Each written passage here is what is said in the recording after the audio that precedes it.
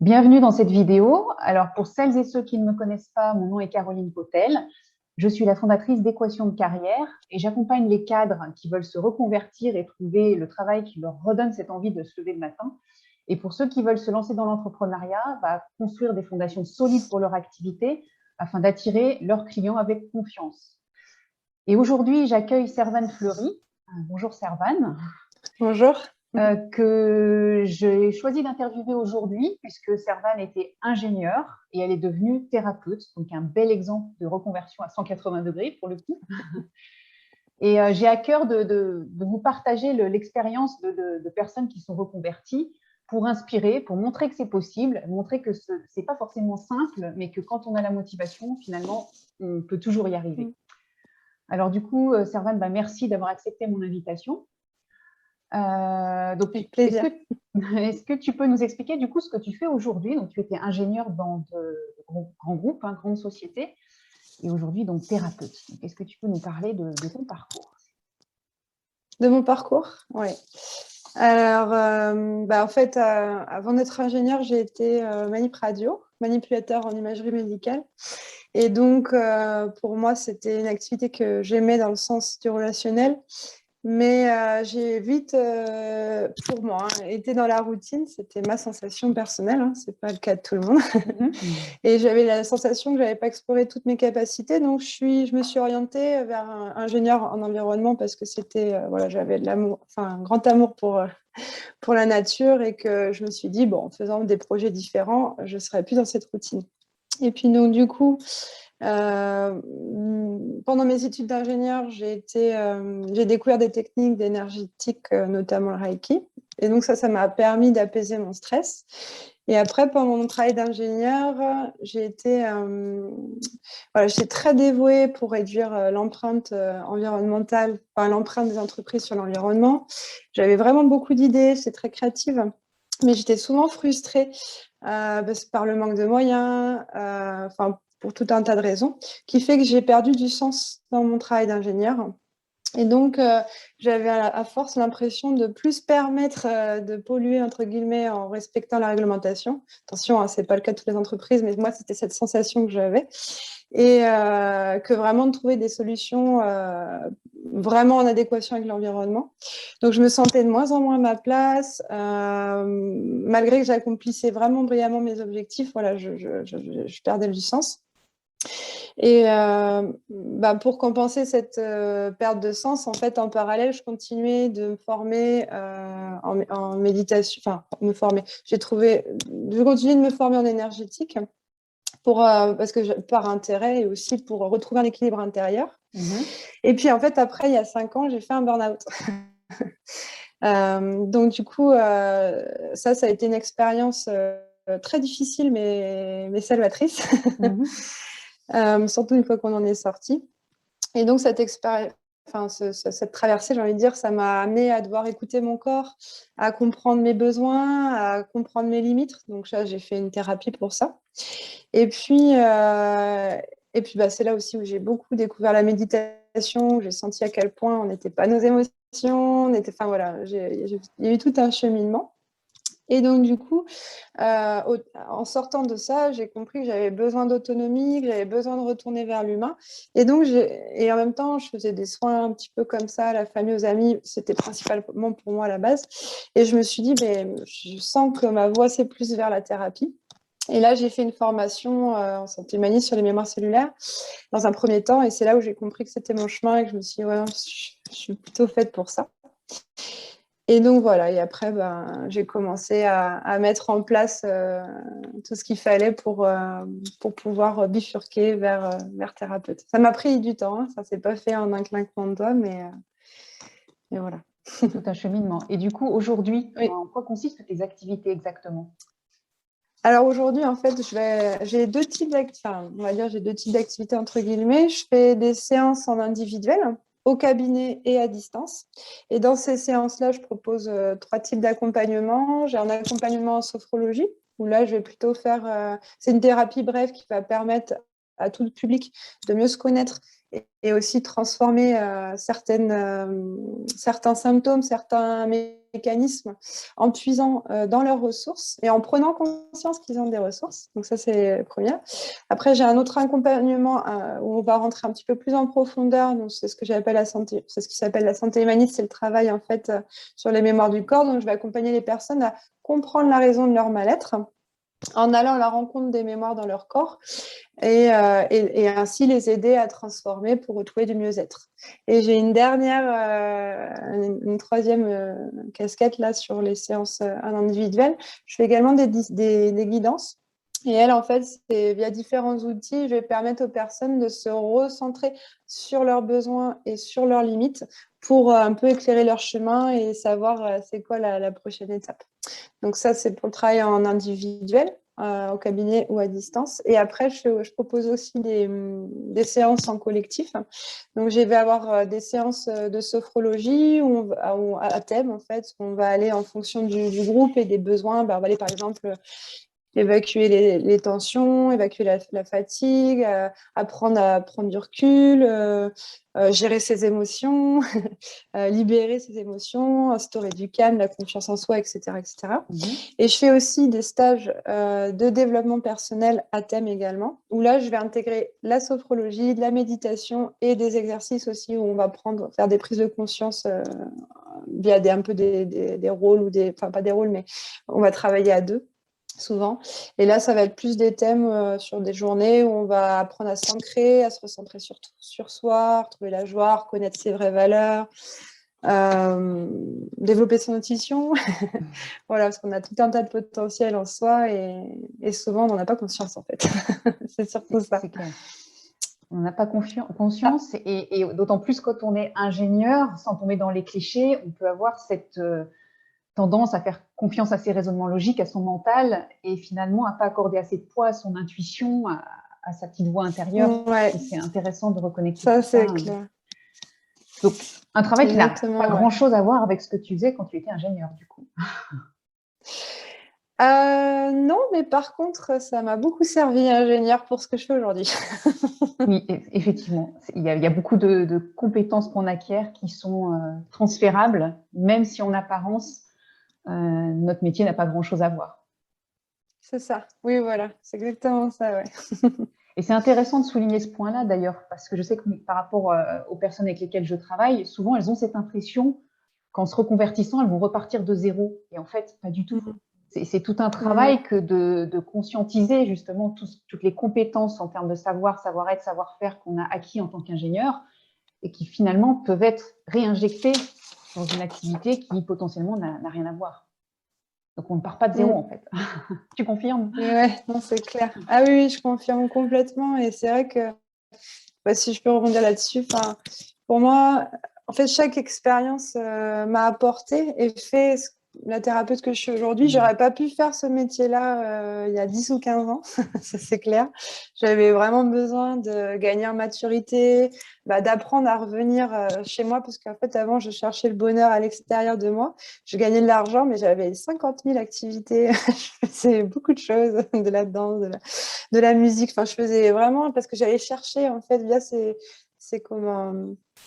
ces activités à l'extérieur, un bien-être pour compenser la difficulté de trouver ma place dans mon travail d'ingénieur notamment. Et puis finalement, en faisant un métier qui nous parle mieux, mais aussi parce que toutes ces expériences nous ont permis d'en être là, et tout se réaligne, c'est plus juste. D'ailleurs, je fais beaucoup moins d'activités, j'en fais plus d'ailleurs des activités aujourd'hui. Enfin, plus des activités, entre guillemets, enfin, si, mais pas comme avant. Et donc, du coup, c'est vrai que ce cheminement, pour moi, ça a été, en tant que manip radio, je me suis rendu compte que j'aimais le relationnel et l'accompagner l'humain. Et en tant qu'ingénieur, je me suis rendu compte que j'étais quelqu'un qui avait vraiment besoin de beaucoup d'autonomie, que j'avais besoin de laisser j'avais besoin d'exploiter ma créativité. Et puis, par ce travail d'ingénieur, comme tu le sais, c'est vrai que moi, ça m'a permis de créer moi-même mon site internet, de faire ma compta toute seule, de savoir toujours chercher les bonnes personnes ou les bonnes choses au moment donné où j'avais besoin pour pouvoir être à la fois thérapeute, mais comptable, commerciale, casquette, chef d'entreprise. Donc, voilà. Et Du coup, est-ce que tu t'es lancé d'un seul coup? Tu as dit que ça s'était fait par étapes, mais est-ce que tu as quitté l'ingénierie pour devenir thérapeute ou est-ce que tu as l'occasion de tester ce métier avant de t'y consacrer pleinement? Comment ça s'est passé à ce niveau-là? Alors, moi, ma propre expérience, que je sais qu'il peut y avoir plein d'expériences différentes, mais moi, je sais que j'avais quand même des peurs, la peur de manquer notamment. Et donc, pour pas être voilà, dans l'angoisse, eh ben, moi, j'ai préféré le faire vraiment progressivement.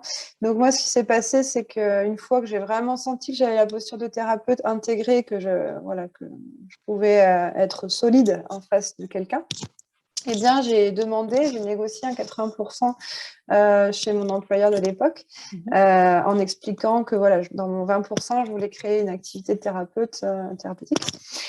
Et donc, voilà, ça s'est fait en fait comme ça. Moi, j'ai fait d'abord 80%, 20%. Et c'est vrai que dans l'activité de thérapeute, ça prend quand même 2 ans et demi, 3 ans avant de se faire connaître, avant que le bouche à oreille fonctionne. Donc moi, ma vision des choses, voilà, après, il y en a qui ont peut-être de l'argent de côté, enfin, il peut y avoir plein de façons de faire différentes, mais moi, pour moi, ça a été vraiment bien. Du coup, j'ai pas stressé de l'argent parce que je manquais pas d'argent, le fait d'y aller vraiment par étapes. Et en fait, au fur et à mesure, j'ai commencé à me faire connaître, le bouche-oreille a bien fonctionné et ça s'est... Et puis après, je suis passée, il y a eu le Covid qui est passé par là, donc j'ai réduit mon temps de travail ingénieur. Et puis naturellement, en fait, le côté thérapeute, ça s'est équilibré en fait jusqu'à ce que je profite pour moi d'un départ volontaire pour en vivre à 100% et parfaire en fait avec une formation de sophrologue. Et c'est super intéressant ce que tu dis, parce que c'est vrai qu'on peut avoir tendance à croire que se reconvertir, ça veut dire aussi sauter de la falaise pour partir sur un nouveau métier. Et en fait, non, ça peut être fait progressivement avec une étape intermédiaire.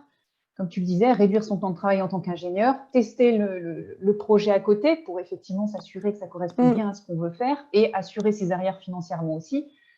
Et une fois l'idée complètement validée, eh bien, là, pouvoir se lancer plus sereinement, en fait. Ouais. Ouais, moi, c'est vrai que personnellement, j'ai une capacité à me mettre la pression. Et en plus, j'ai vraiment, quand je vois quelque chose, j'ai tendance à avoir tout le projet, quoi. Donc, du coup, ça me met la pression parce que je vois la montagne. Et j'ai vraiment cette capacité à voir l'arbre des possibles.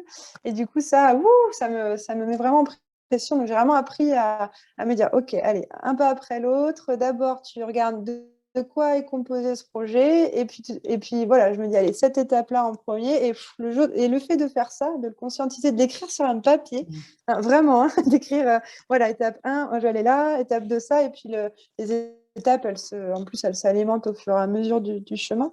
Mais c'est vrai que voilà, le fait de se dire, allez, un pas après l'autre, déjà, ça rassure, on ne voit pas la montagne d'un coup. Et puis, effectivement, en plus, ça permet de voir très rapidement, ça, c'est bon, je l'ai fait, check. Ça permet de voir l'avancement aussi, quoi. Comme on dit, pour déplacer une montagne, on déplace d'abord des cailloux. Ouais, c'est ça, ouais. Du coup, quelles étaient tes peurs avant de te lancer, si tu en avais? Ah oui, oui. Ou les Moi, mes principales? principales peurs, ouais, j'en ai deux vraiment principales. C'est la peur de manquer d'argent, peur de manquer, et la peur de ne pas y arriver. Moi, c'était mes deux principales peurs. Et du coup, j'ai fait pas mal de choses pour pouvoir avancer avec mes peurs que j'ai prises sur les épaules. Et j'ai fait, oui, oui, vous êtes là. Allez, on y va. Et comment tu t'y es pris du coup pour arriver à les dépasser et te lancer pleinement à 100% dans cette activité de thérapeute? Alors, j'ai fait pas mal de choses. Déjà, j'ai reconnu que j'avais ces peurs-là. Pour moi, c'est la première étape, c'est de se dire... parce qu'en fait, des fois, on dit, ouais, j'ai peur, faut pas avoir peur. Non, moi, je me suis dit, oui, j'ai peur de manquer de l'argent et c'est complètement humain, normal, etc. Oui, j'ai peur d'y pas y arriver. Et voilà, moi, je me suis déjà dit, voilà, ça, c'est bon, c'est comme ça. Qu'est-ce que je peux faire voilà, elles sont là, ces peurs. Qu'est-ce que je peux faire pour avancer avec elles, hein, et qu'elles soient de moins en moins présentes. Que moi, j'ai fait pas mal de choses. Donc, comme on dit tout à l'heure, là, j'ai découpé un peu mes gros projets en. Voilà, je me suis fait des versions ingénieurs, je me suis fait des business plans, des macro-tâches. J'ai divisé mes différentes work break and structure, les macro-tâches, etc. Je me suis vraiment divisé ça avec un macro planning parce qu'à chaque fois, ça peut bouger. Après, qu'est-ce que j'ai fait? J'ai fait beaucoup d'enquêtes métiers, moi. Vraiment, à la fois des enquêtes métiers de personnes thérapeutes, pas dans ce que je fais, mais pour voir comment ils en vivent. Des personnes qui sont thérapeutes en mémoire cellulaire, enfin dans la santé humaniste, ce que je pratique entre autres aujourd'hui.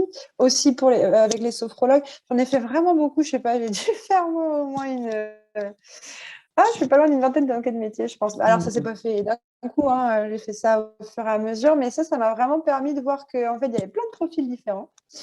Et ça m'a permis de voir aussi que, voilà, en fonction de chaque personne, en fonction de la motivation et la confiance qu'on a en soi, on y arrive ou pas. Ça, j'ai vraiment vu ce côté-là. Le mindset. Ouais, vraiment, vraiment. Ça, c'est à chaque fois, je voyais vraiment les gens qui n'arrivaient pas souvent, ils me disaient oui, mais derrière, il y avait plein de peurs en dessous et je me suis dit ok. Alors que les gens qui arrivaient, c'était donc vraiment là, j'ai vraiment vu ça en fait au travers de mes enquêtes métiers. Après, j'ai aussi beaucoup appris de personnes ayant fait ce parcours aussi. Et notamment mon conjoint qui a fait ce parcours-là 3 ans avant moi. Du coup, il m'a aussi beaucoup orientée, beaucoup aidée. Et j'en suis très, très reconnaissant. Qu'est-ce que j'ai fait d'autre? J'ai aussi assisté à des réunions d'information sur les statuts. Alors, je ne sais pas comment ça peut s'appeler ailleurs en France, mais nous, je sais qu'à Toulouse, on a l'ARAPL et c'est gratuit. Et en fait, c'est un organisme, enfin gratuit, c'est une association. Après, quand on est thérapeute ou entrepreneur ou autre, on y adhère, voilà. Et en fait, il propose des réunions de formation. Je pense qu'il doit y avoir ça aussi au Pôle emploi, des choses comme ça, pour bien comprendre les différents statuts. Donc ça m'a vraiment permis de me dire, ok, je vais déjà démarrer autant qu'entrepreneur, c'est simple, et puis on verra par la suite si ça se développe plus. Et puis après, j'ai fait un gros travail sur moi aussi. Je me suis fait accompagner moi aussi en thérapie de plusieurs façons. C'est tout un cheminement. Mais ça m'a permis de travailler sur la confiance en moi, etc. Et puis, je dirais en dernier, ce qui m'a aussi beaucoup aidé, c'est qu'une fois que j'ai commencé à pratiquer, donc j'ai fait beaucoup avec des volontaires aussi. Ça m'a permis de me rassurer, de me dire, voilà, de mettre en pratique. Et une fois que j'ai commencé vraiment à m'installer comme thérapeute, quand j'ai commencé à voir les gens qui allaient mieux, qui étaient contents, le bouche-oreille qui fonctionne, les gens qui me faisaient des retours positifs, là, ça m'a donné vraiment confiance en moi et ça m'a permis de me sentir à ma place, quoi. On construit sa légitimité dans l'action. Hein. C'est ce que je dis souvent à mes clients. Oui, ah oui, c'est clair. Ouais. Ah oui, parce que sinon, ça, c'est vrai que c'est vraiment quelque chose que j'ai compris aussi de mon chemin d'ingénieur d'ailleurs. C'est qu'avant, j'avais comme tendance à tellement voir tout le champ des possibles que ça m'angoissait. Je me dis, presque, j'y vais pas.